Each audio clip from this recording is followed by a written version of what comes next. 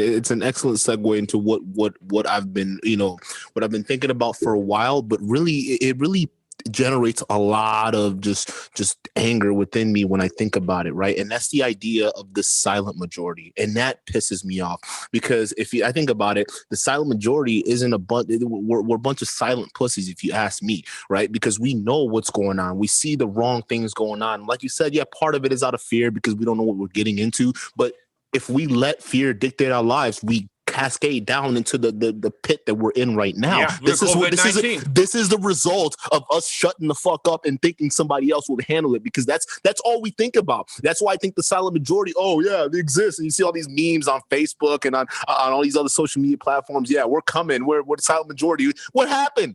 Your guy lost. Your guy lost, right? And it was through fraud or whatever it is you want to call it. But you guys are doing nothing. You've been doing nothing for decades, and you allow the country to get to this point. You're a bunch of losers. We're a bunch of losers that lost. That's what it is. So we can keep talking about, oh, we're the majority. We're the majority. We're a bunch of majority of losers, and we're just basically nothing, because because nothing is what we've done this entire time. Because we're afraid of losing our positions. We're afraid of losing the livelihoods we had. We're afraid of being canceled. I mean, this stuff has been set up. It's been set up. Look at cancel culture. Cancel culture is the perfect weapon to keep everyone silent. Everyone's silent. We can rail against this, but some people are like, all right, Drew, what are you talking about? You're part of the whole silent. At least I'm doing something. I'm here talking about it because I'm sick of it. I'm sick of it. Where's everyone else? There's so many people that I know that are in a better position. They have far better thought process, and they can put stuff together way better than I can, that feel the exact same way, but they want to keep quiet because they got themselves a cushy job that pays really well and that affords them a nice little upper middle class lifestyle, or that kind of lifestyle that they don't want to lose. So they'll rather team up with what the other guys, the big agendas, the small guys with the microphone. They'd rather team up with them and let them run and deal with the country, and rather than lose their spot and fight for what matters. And that's the position we're in. So in my book, the silent majority might just be the silent nothing, because that's what they're doing. That's exactly what they're doing. And we've let it get to this far. And people who out there, you want to argue with me?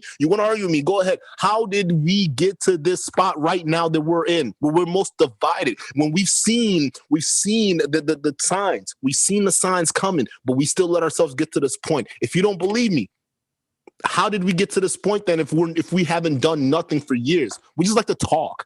We like to talk and sit there and hope that someone else takes care of our problems. Well, I'm a newsflash for y'all, man.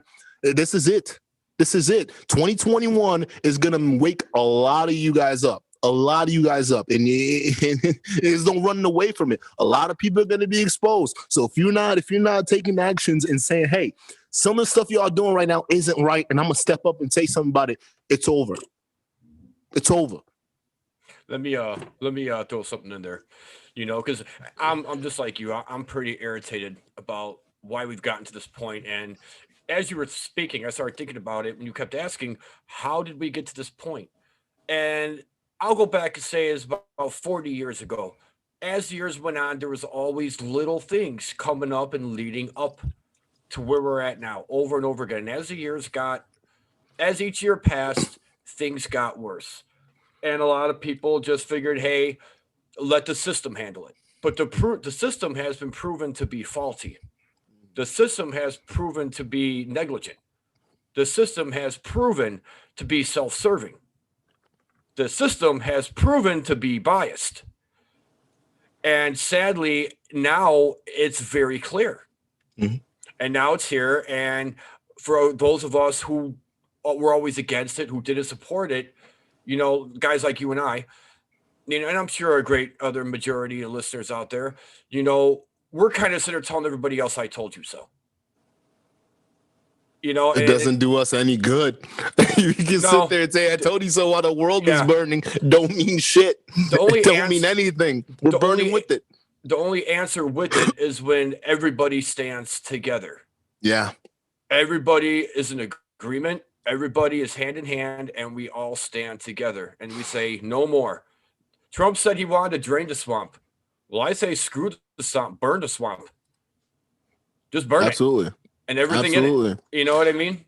And I think something like that, for something like that to happen, it's gonna take people to be pushed beyond a point where it's got to get bad. But even you could push people as far as you can push them, but you have to have someone, not just someone, but people coming out and saying, hey, this should be the right way that we should be going about this, because what we just came from does not make any sense. And where we're going, we got to make some move now. And these guys that are in power, we have to recognize that they're not for us. We need a new kind of system. We need a new type of politician. And the one thing that's interesting about Trump, right, and everyone I talk to about Trump, this is the craziest thing, right? They would say, oh, he's mind you, I'm not a Trump supporter. I can give two fucks about him. I respect the guy. That's the one thing you can't take away from him, you know. But one thing that a lot of people arguments they have with him, oh, he's a dumb businessman, oh, he's not smart, he's stupid, things like that. I'm like, what are you talking about? Do you understand what you're talking? You're buying into that. First of all, anyone, well, he took $1 million loan and, you know, from his dad and whatnot. I'm like, bro, what? Do you know how difficult it is? First of all, you all sitting there talking to run a business. Right? Do you know how difficult that is? I know tons of business owners who filed for bankruptcy. I know tons of business owners who cheated contractors. I know it's not just Trump. Trump is just another one of those savvy guys with a ton of money that sold his name. That's what he did. But the one thing you cannot take away from the man is that he became a billionaire. That's a result. That's the end result. He became a billionaire after all the debacle and bankruptcies and whatnot. And on top of that, he became president of the United States, one of the most powerful positions in the world. You can't call someone like that an idiot. People, you got to wake up. You got to wake up. And he's one thing I find interesting about him.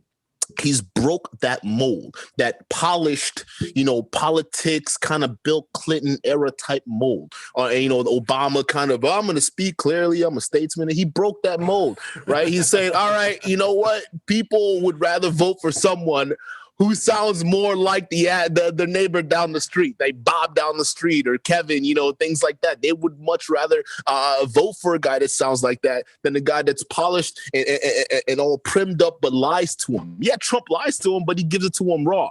You know what I'm saying? So Trump has now changed the game for the new types of politicians who sound like they're telling the truth. And realistically, I think it's going to graduate towards that point, because I think the younger generations now, we value authenticity more than anything else. You got to be authentic with us now, especially with this 2021 shit. You got to be authentic. We can smell bullshit from a mile away. But that's the style of politics that's going to be, you know, the future. Look at AOC, for example. AOC, everyone can talk, same thing. She's like the left version of Trump, right? Oh, she's dumb. Oh, she's this and that. Okay, whatever. But you can't deny when she speaks, people genuinely think that she believes what it is that she's saying. That's why people think she's so dangerous, because some of the shit she says, it's like, hey, whoa, green, what? Green, we're talking about, we're not doing that. We're not, because you sound like you serious. We're not messing with that. So he's going to bring in, he's ushering a new age of different type of politics that I hope that people can wise up and change. But right now, I just think that we're just too divided at this point. We just need a less polarizing figure other than Trump. I think you're right about that. I think what Trump did change the game, because before Trump, you know, anybody who was running for presidency or in politics thought that they could just say anything. And because of their position and what they were running for, people would just shut up and buy it and listen and think, oh, well, that's what they say. That's what must be true. Yeah. You know, then Trump comes in and, you know, like you said, he wasn't your average politician. He's not a politician. He's a businessman. Yeah. He's a businessman with a backbone that cannot be manipulated. And that's what the upper 1%, the agendas didn't like. Yeah. You know, so how do you fix that? You need to have somebody that can be easily controlled or fits that poster child description that you're so comfortable with having. Mm-hmm. You know, lo and behold, here comes Biden. You know, a guy that, or Kamala, the same kind of cloth.